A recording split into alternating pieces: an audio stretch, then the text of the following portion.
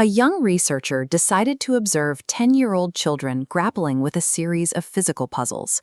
The first few were easy, but the later ones were deliberately designed to be impossible to solve. Usually, you expect children in this situation to grunt, sweat, and show clear signs of defeat. But one boy looked at the puzzle, pulled up his chair, rubbed his hands together, and shouted, "I love a challenge." Another looked up and said, "I was hoping this would be informative." Society trains us to either cope with failure or avoid it at all costs. What internal framework causes someone to actively desire the struggle of a failing grade? These kids knew something the adults around them didn't. This childhood anomaly provides the blueprint for how the rest of us navigate adversity, build our skills, and ultimately set the ceiling on our own potential. The anxiety most of us feel around failure stems from an old assumption: the idea that human qualities, like intelligence or moral character, are permanent. You are either smart or you aren't. This creates what psychologists call the fixed mindset. If you believe you only possess a finite, unchangeable amount of intelligence, you face a constant pressure.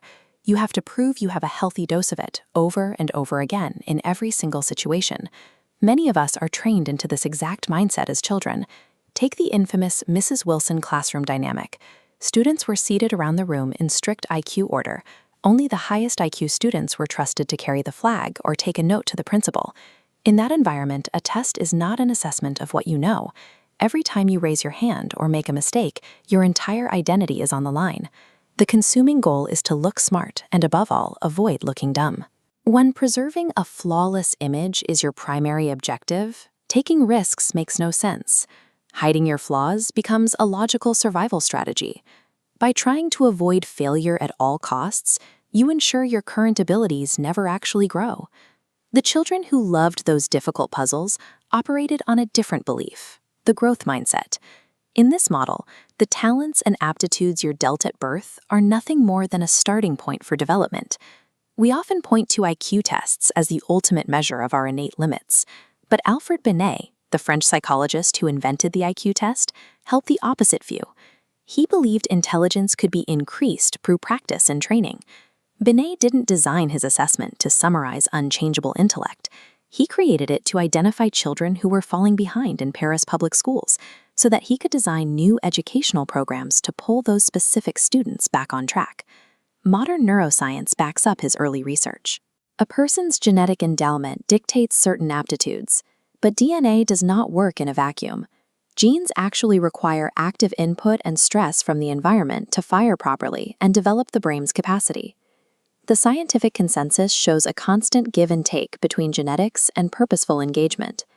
Our cultural obsession with inherent talent ignores the biological reality of how human beings learn.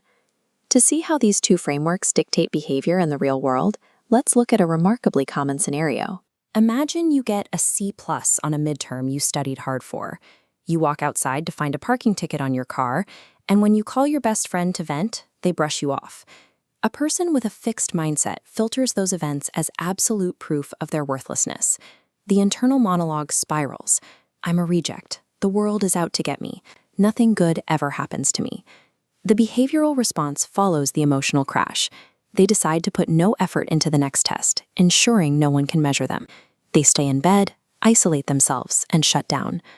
Notice the disconnect here. There was no catastrophic car wreck. It was a midterm, not a final.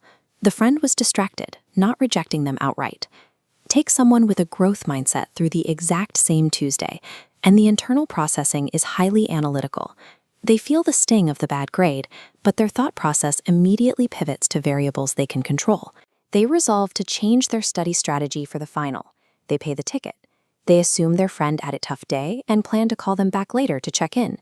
The objective reality of the bad day is identical for both people. The difference is simply the mindset through which the day is filtered. One leads to self-destructive paralysis, while the other triggers direct problem-solving. It's easy to assume that people who believe they can cultivate any skill might walk around with inflated views of their own abilities, attempting things they simply can't do. This chart shows how people estimate their own abilities compared to reality.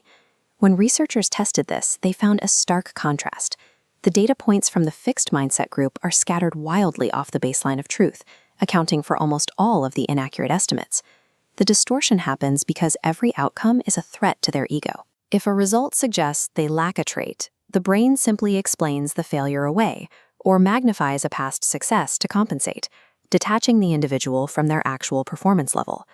The second group, operating on a growth mindset, maps almost perfectly to reality. Because their primary orientation is toward learning, they actively require precise, unflattering information about their flaws. You can't chart a path to improvement if you refuse to see where you're starting. The drive to protect your self-image effectively destroys your self-awareness. Acknowledging your current limitations is the only scientifically valid method for moving past them. Because human brains are highly responsive to environmental input, and because effort acts as a biological catalyst for skill development, a person's true ceiling is simply unknowable.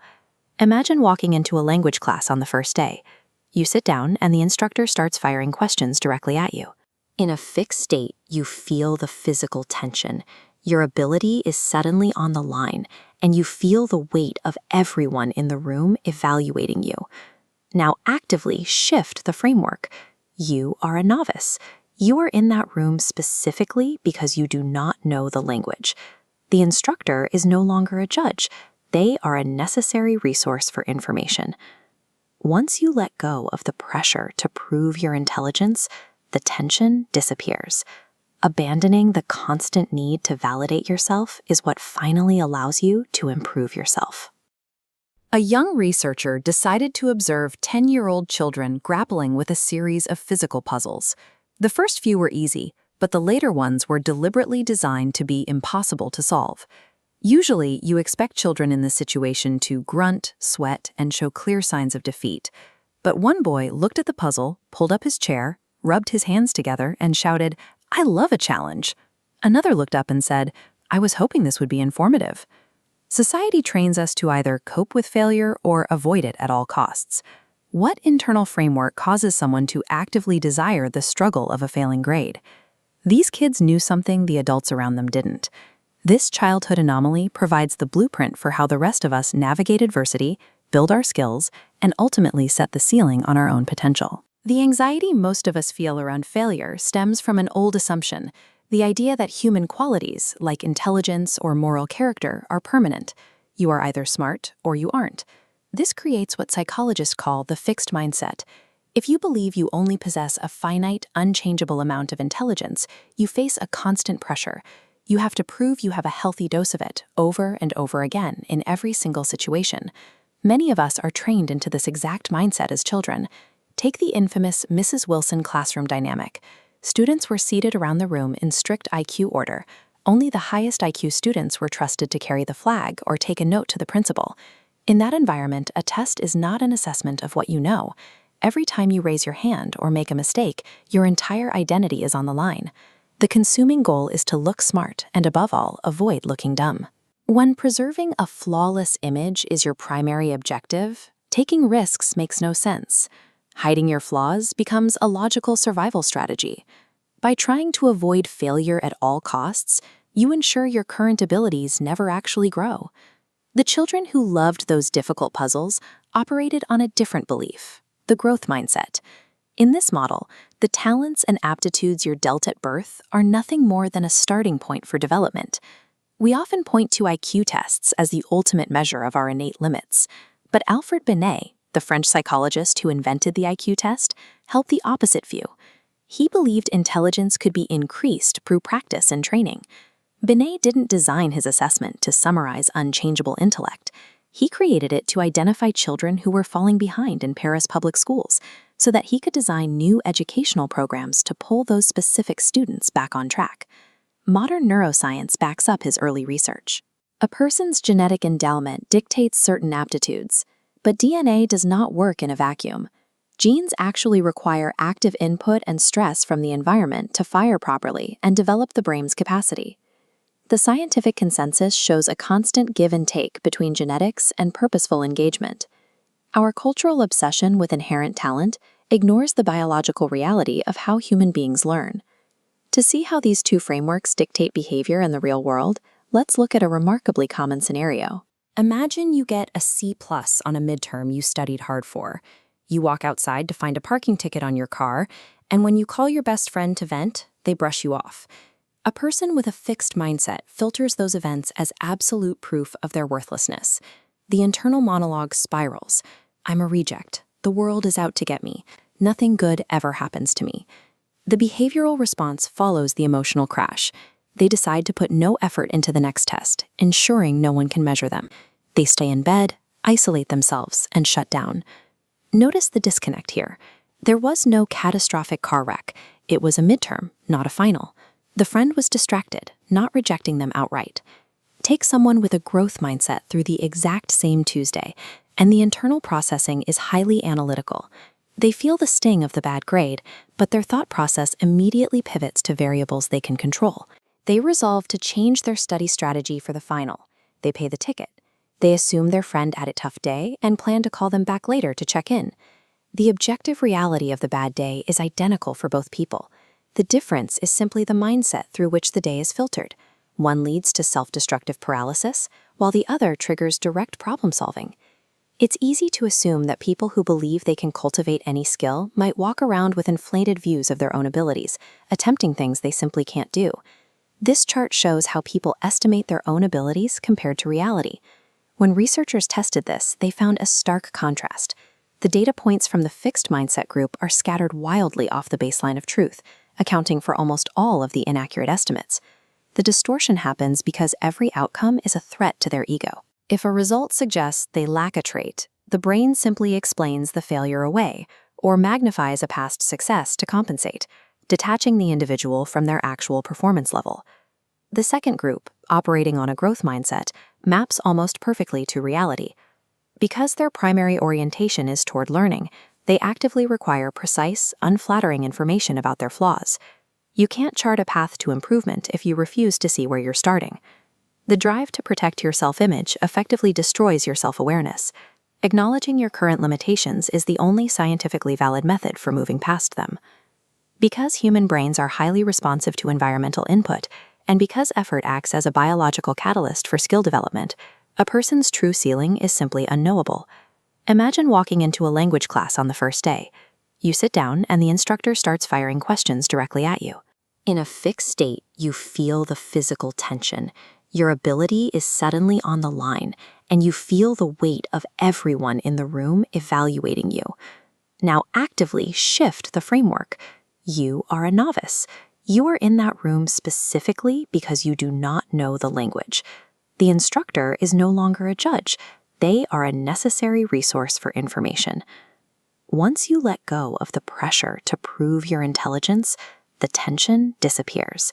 Abandoning the constant need to validate yourself is what finally allows you to improve yourself.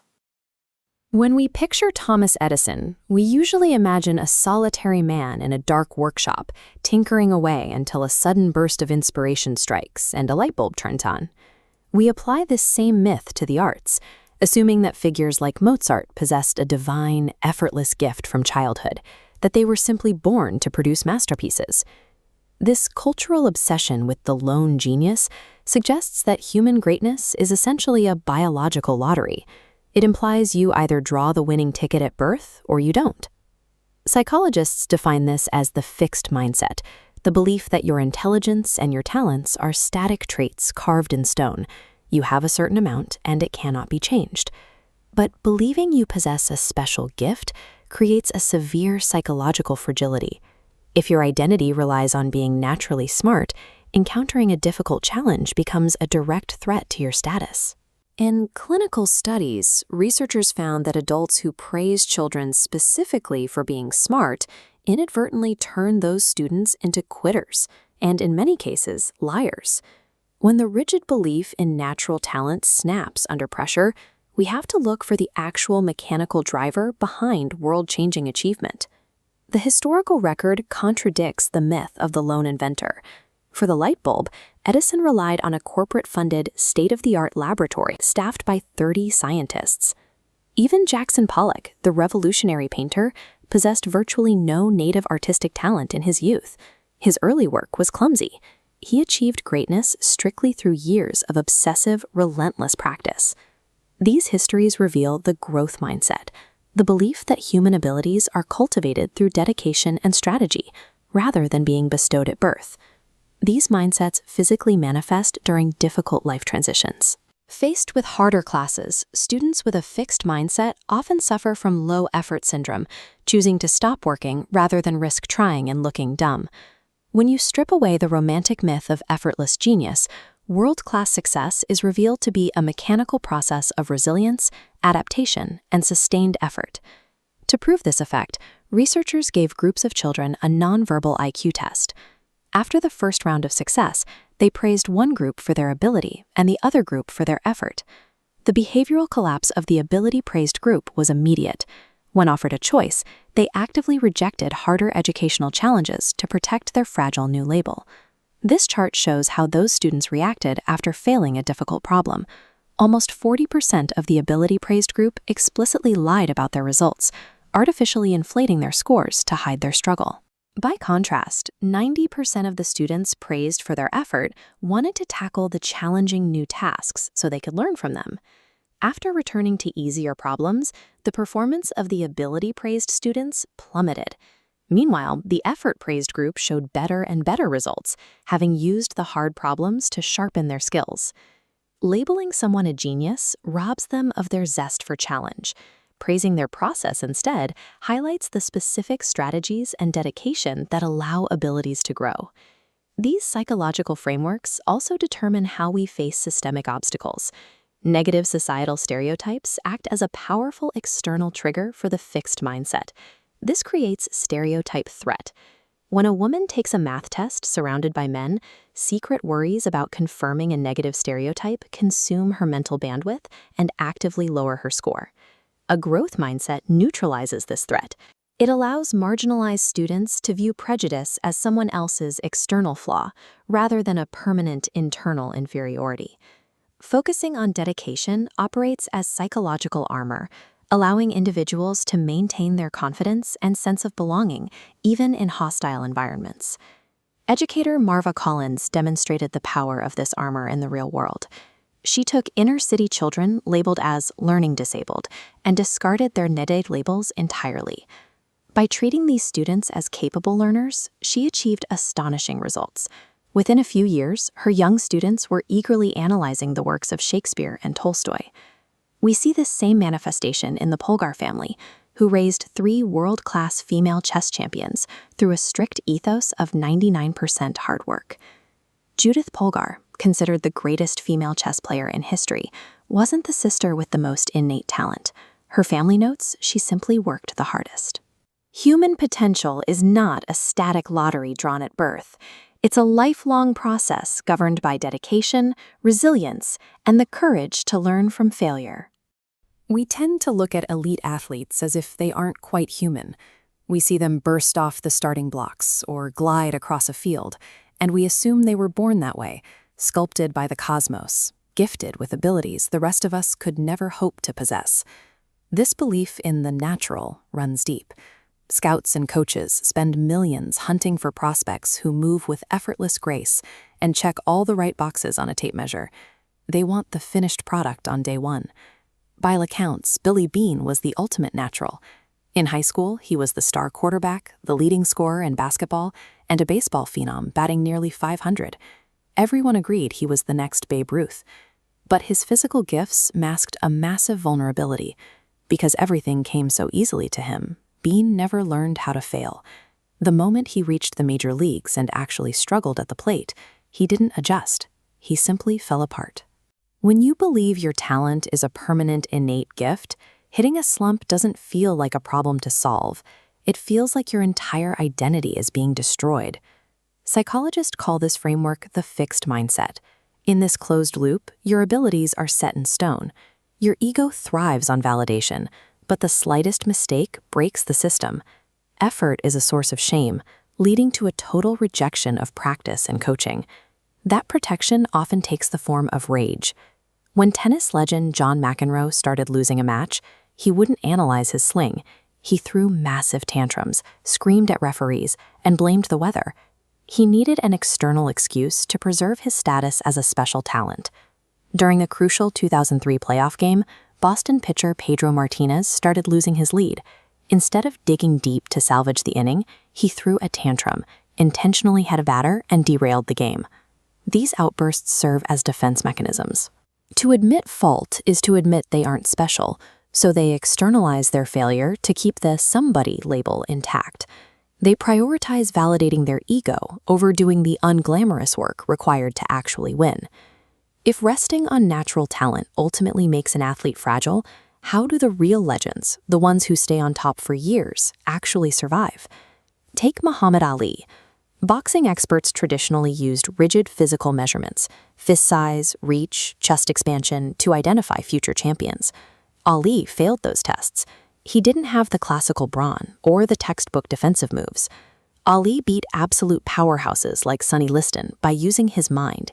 He obsessively studied his opponents inside and out of the ring, figured out exactly how they thought, and then turned their own psychological tendencies against them. Even Babe Ruth, the guy we picture eating hot dogs and casually launching home runs, wasn't a finished product. Early in his career, he had raw power, but his swing was wildly inconsistent, and his fitness was notoriously poor. Following a disastrous season in 1925, Ruth spent his entire winter in a gym. He overhauled his body through sheer discipline, and that relentless off-season conditioning fueled his historic batting averages for the rest of the decade. The effortless demigod is a myth. We see the highlight reels, but the reality of every historic champion is built on years of unseen, grueling, and deeply intentional labor. This approach aligns with the growth mindset. It's the psychological equivalent of karma yoga, a total, unwavering devotion to the work itself, completely detached from the ego and the final outcome. Michael Jordan embodied this devotion. Even at the height of his NBA fame, after crushing playoff losses, he would immediately go to the gym to shoot for hours, dissecting his defensive gaps and his ball handling. He treated his weaknesses as technical metrics that required thousands of extra repetitions. When Jackie Joyner-Kersee first started running track, she routinely finished in last place, but she kept showing up to work on the neighborhood sidewalks and school corridors. She built herself into a world champion heptathlete, stride by punishing stride. When Tiger Woods was a toddler, his father would intentionally drop objects or make noises right as Tiger was about to swing. He was teaching him that mental fortitude and absolute focus are mechanical skills trained through distraction and resistance. For these athletes, failure loses its sting. A missed shot or a lost race is no longer an indictment of their worth as human beings. It is simply objective, ego-free data telling them exactly where to direct their effort tomorrow. It's easy to preach about practice, but how does this philosophy hold up in the unforgiving crucible of a live, do-or-die championship match? In sports, the answer is character. It is the ability to quiet the mind, find hidden strength, and raise your play when the game is slipping away. During Wimbledon in 2000, Pete Sampras was losing his grip. He dropped the first set and found himself down 4-1 in a brutal second-set tiebreaker. He could feel the tournament slipping away. Instead of panicking, Sampras sat on the changeover and reviewed past matches where he recovered from similar deficits, using memory to recenter focus. Jackie Joyner-Kersee coached herself through a severe asthma attack in a world championship race, ordering her body to keep going until she crossed the finish line. That capacity to dig in isn't a mystical trait handed out by the cosmos. Character is a resilient mental muscle, built directly out of a lifetime spent in the growth mindset. When you strip away obsession with innate status and ego, your definition of success shifts entirely. Soccer icon Mia Hamm argued that true success is walking off the field knowing you gave absolutely everything you had. If you do that, you are already a winner, regardless of the final score. Legendary basketball coach John Wooden agreed. He won 10 national championships, but he maintained that his greatest pleasures came not from winning, but from knowing his team prepared fully and played at their maximum potential. Greatness is earned by those who surrender their ego and embrace the struggle. When the label of talent is set aside, what remains is the grueling, unglamorous work of daily improvement. In the corporate landscape of the late 90s, the most sought-after leaders were the ones who ruled from the corner office with an iron fist. These were the moguls, men who equated raw dominance with peak performance. This era celebrated a specific breed of genius. Leaders like Kenneth Lay, Jeff Skilling, Lee Iacocca, and Albert Dunlap were the faces of American management, touted for their supposedly innate, unmatchable brilliance. These men operated like royalty. At Ford and Chrysler, Lee Iacocca demanded the trappings of a king, surrounded by helpers rather than teams. This leadership style was built on the belief in their own inherent superiority and assumption that they were simply smarter and luckier than everyone else in the room. To investors, this arrogance looked like peak strength, but looking back at the data, we can see it was a psychological flaw. Their need to constantly prove they were better than others made them defensive, blind to their own mistakes, and ultimately fragile. The results were catastrophic. Enron went from the company of the future to a total collapse. The AOL-Time Warner merger, led by two CEOs obsessed with their own reputations for greatness, ended with a loss of nearly $100 billion, the largest yearly loss in history. These failures were driven by the talent mindset. At Enron, management believed that business success required hiring naturals. When you tell employees they were hired for their innate genius, you make it intolerable for them to ever be wrong. This creates a dangerous paradox. To keep their status as talented, employees stop admitting to deficiencies. In studies, 40% of people in this mindset lied about their performance scores to appear smarter. They stop correcting mistakes because they can't admit they made them. When an entire organization is terrified of looking flawed, it loses the ability to self-correct. It might look polished on the outside, but it is structurally incapable of surviving a crisis. Lee Iacocca provides the perfect case study for this fragility. Despite his widely known public image as a tough boss, his fixed mindset made him remarkably sensitive to any threat to his ego.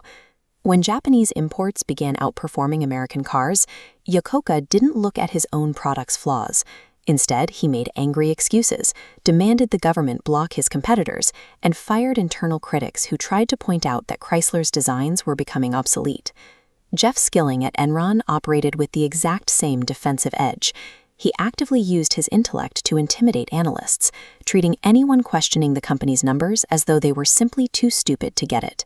This behavior leads to groupthink. When a boss punishes dissent, the smartest people stop speaking up. They stop evaluating risks and start focusing on pleasing the leader. The dictatorial alpha persona isn't about demanding excellence. It is a defense mechanism. These leaders choose to protect their self-image, even if it means letting their companies slide into mediocrity. There is a second group of leaders, those who didn't care about being seen as geniuses. They focused entirely on continuous development, and they are the ones who built the most valuable companies in the world. Jack Welch took General Electric from a value of $14 billion to $490 billion during his tenure. He achieved this by rooting out elitism and rewarding teamwork over individual genius. We see the same pattern with Lou Gerstner at IBM and Anne Mulcahy at Xerox. Both inherited companies on the brink of death and led them back to industry leadership. These leaders didn't talk about being royalty. They talked about the journey. They believed that human potential could be developed, starting with their own. These leaders ignored the white glove treatment and the executive dining rooms. They operated with a gritty, hands-on style that prioritized the truth over their own comfort. When Anne Mulcahy took over a debt-ridden Xerox, she told her staff the brutal, honest truth.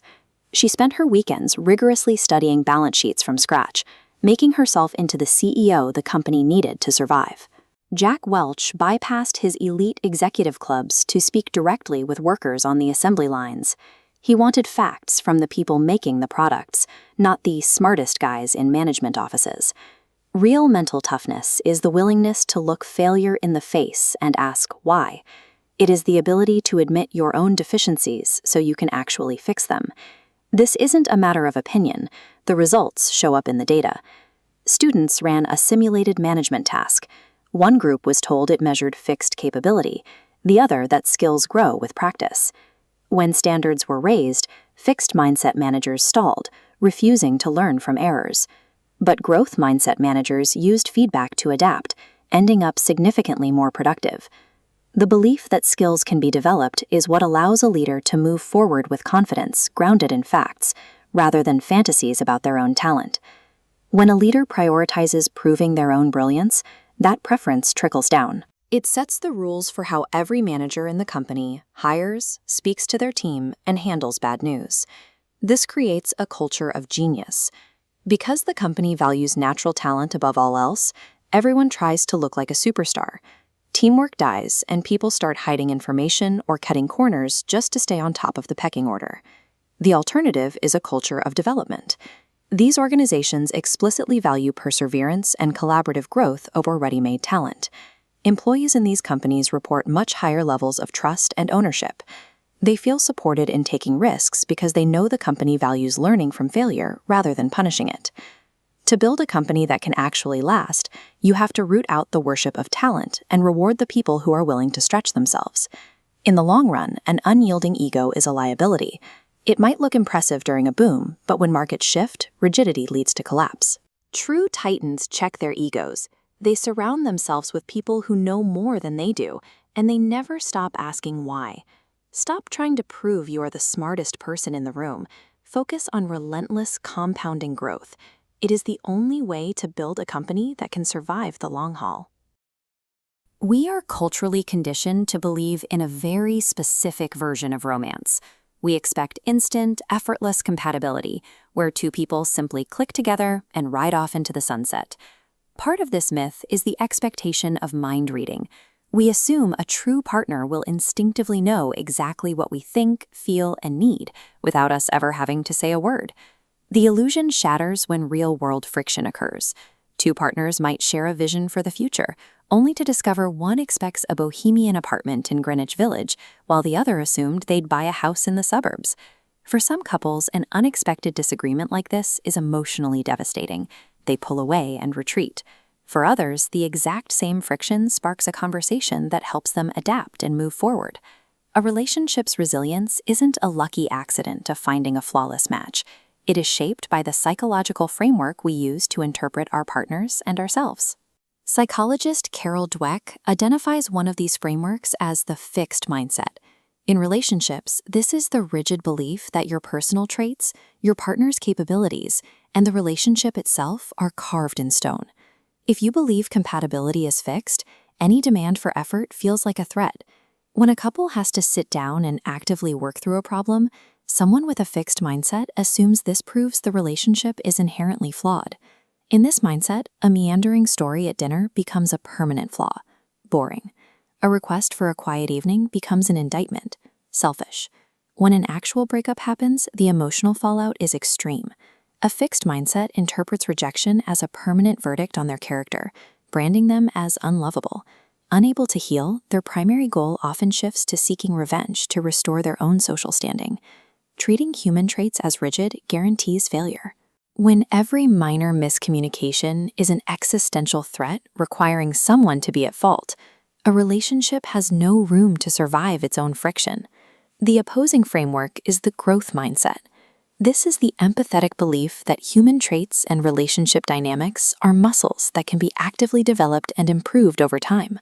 Under this framework, miscommunications and clashing expectations aren't apocalyptic failures. They are categorized as normal, solvable problems, the necessary friction required for two distinct people to align. This mindset is uniquely equipped to handle severe rejection. Consider the true story of Nicole Contos. On her wedding day, surrounded by hundreds of guests, she received word that her groom was not coming. Instead of hiding, she put on a black dress, attended her own reception, and danced solo to I Will Survive. She survived the trauma because of a protective psychological mechanism. She was deeply hurt, but she did not view her partner's absence as a humiliating verdict on her own personal worth.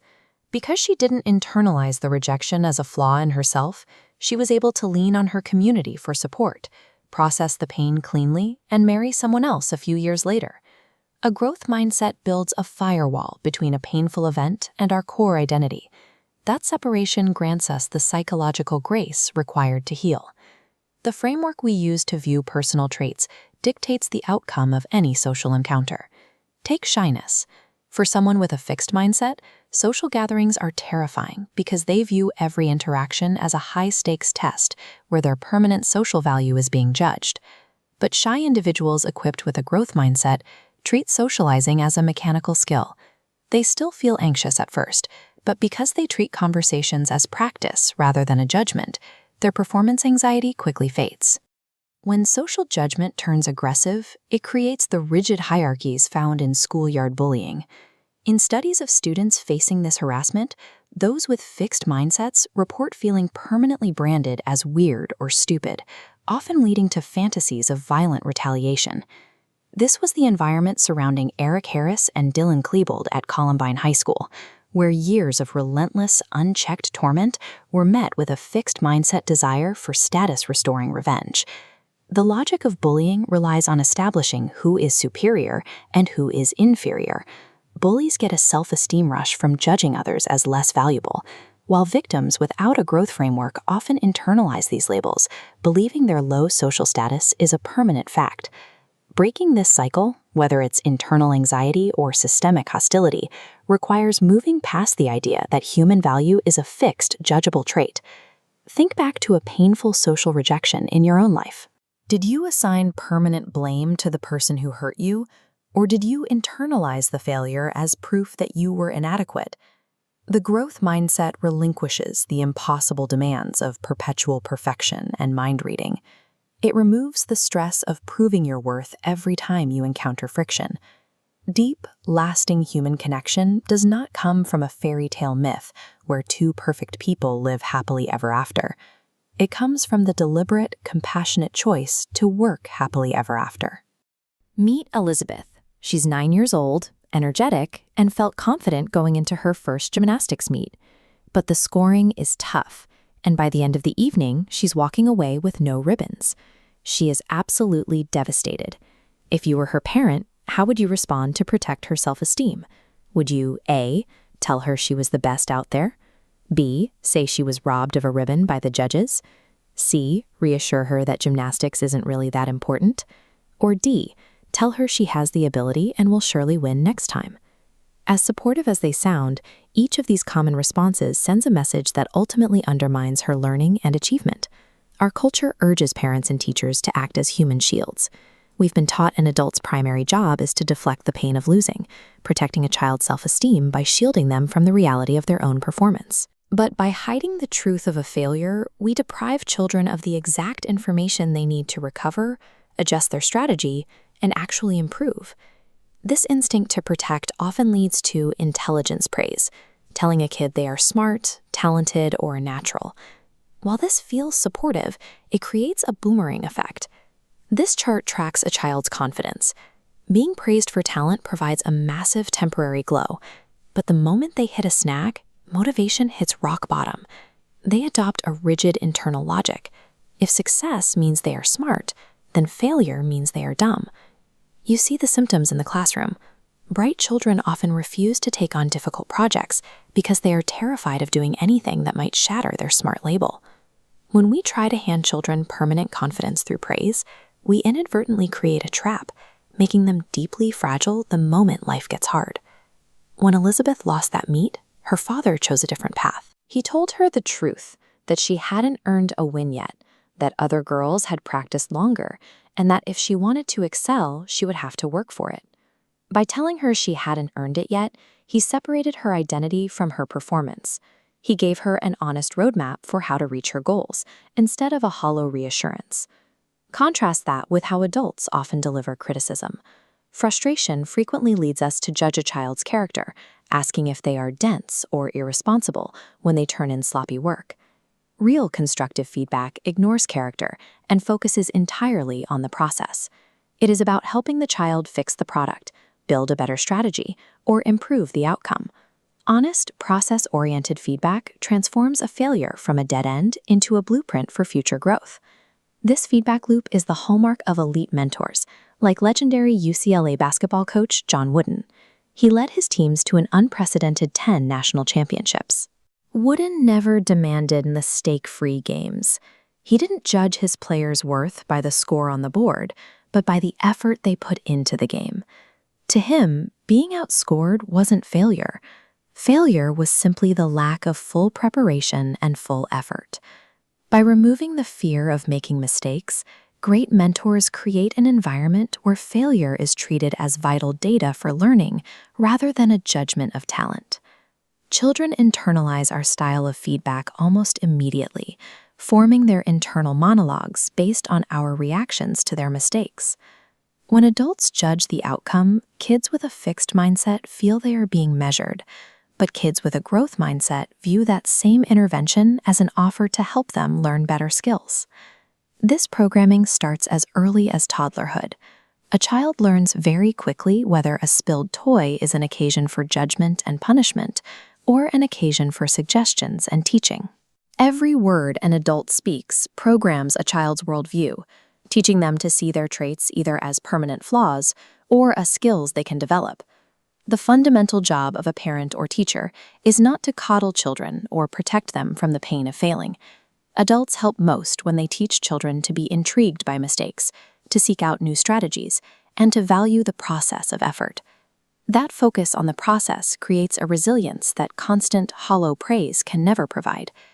Guiding children through failure, rather than protecting them from it, provides the mechanics they need to build and repair their own confidence for the rest of their lives. We've all been there. You miss a crucial deadline, blow a major presentation, or face a shattering rejection. And almost instantly, a voice in your head chimes in. It doesn't offer a constructive critique. It tells you that you're incompetent, that you're a fraud. In the 1960s, a psychiatrist named Aaron Beck noticed something happening to his patients right before a wave of anxiety hit. During clinical sessions, he realized that a quick, fleeting belief flashed through their minds. Thoughts like, "I'll never feel better." The external events in their lives weren't directly causing their depression. Their underlying beliefs were. One of the most destructive of these underlying beliefs is the idea that intelligence and talent are static. You are either born smart or you aren't. You are either a natural athlete or you're clumsy. This is what psychologists call the fixed mindset. When you believe your abilities are carved in stone, your primary goal in life becomes proving you have them. Every test, every meeting, and every relationship becomes a platform to validate your intelligence. To protect that image, you start avoiding anything that might actually challenge you, because struggling would imply you lack the natural gift. Under this framework, a single mistake is a permanent indictment of your identity. Once you view failure as a fatal flaw in who you are, you lose the ability to take the exact actions needed to fix the problem. This mental paralysis bleeds into our daily lives. Think about how often people try to lose weight, control a sudden temper, or climb the ladder at a dead-end job, only to slip back into their old routines a week later. We tend to blame these relapses on a lack of discipline. We tell ourselves that we just need to be stronger, that succeeding is simply a matter of gritting our teeth and deploying more willpower. Failing to adopt a new habit is not a moral failing. When we rely solely on vows to do better next time, we completely ignore the biological reality of how the human brain processes behavior. Our mental habits are anchored in physical tissue. Until we look at the literal mechanical processes happening inside our skulls, our attempts to improve ourselves will keep hitting a wall. For a long time, people assumed the brain was like a computer's hard drive. It comes with a set amount of storage and processing speed, and you're stuck with it. Modern research shows it behaves much more like a muscle. It changes and gets stronger the more you use it. Take a look at this microscopic view of brain tissue. What you are seeing is a dense network of neurons. When you struggle to learn a difficult new concept, these tiny branches, called dendrites, actually multiply. As you continually challenge your mind, these microscopic connections multiply and thicken. The physical density of your brain increases. Things that once felt impossible, like speaking a new language or solving complex algebra, become easy because you have literally built a more robust organ to process them. We instinctively understand this when we look at infants. Nobody calls a baby foolish because they can't speak yet. We know they are in an intense phase of biological development. We watch them practice, fail, and slowly piece words together. We simply forget that this exact biological process applies to adults. This reveals the true nature of the growth mindset. It is an observable biological imperative. The act of struggling with something difficult physically constructs a stronger brain. Once you recognize your brain is physically malleable, your internal monologue can shift. Instead of a judge reading a final verdict on your worth, that voice becomes a guide looking for the next area of improvement. Creating that shift requires patience. Changing your mindset isn't like undergoing orthopedic surgery. You can't just slice out an old worn-out belief and drop in a shiny new one. Your new constructive beliefs take their place right alongside the old anxious ones. The original pathways are still there. To make the new mindset dominant, you have to continually practice firing those new signals until they become thicker and stronger than the old ones. Without that intentional practice, the old fixed mindset takes over, especially under stress. Imagine a star college quarterback making the leap to the professionals. He is suddenly facing massive defenders moving faster than he ever thought possible. If he believes his talent is fixed, that pressure makes him freeze. He worries he doesn't have what it takes, and the anxiety paralyzes his performance. He can't passively hope his insecurities will fade away. He has to study tapes, ask veteran players for advice, and actively construct new mental routines. True psychological change requires the deliberate construction of new neural roots. To start laying down those new pathways, we have to begin with a counterintuitive step. We have to admit that a fixed mindset still lives inside of us. No matter how much we value growth, we all have a part of our brain that fears failure. The trick is to monitor your own thoughts and pinpoint exactly what triggers that defensive reaction.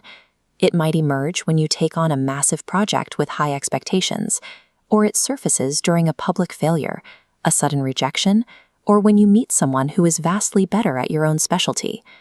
Once you identify those triggers, give that negative internal voice a name.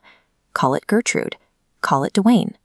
Treat it like a specific character who moves into your head whenever you step out of your comfort zone.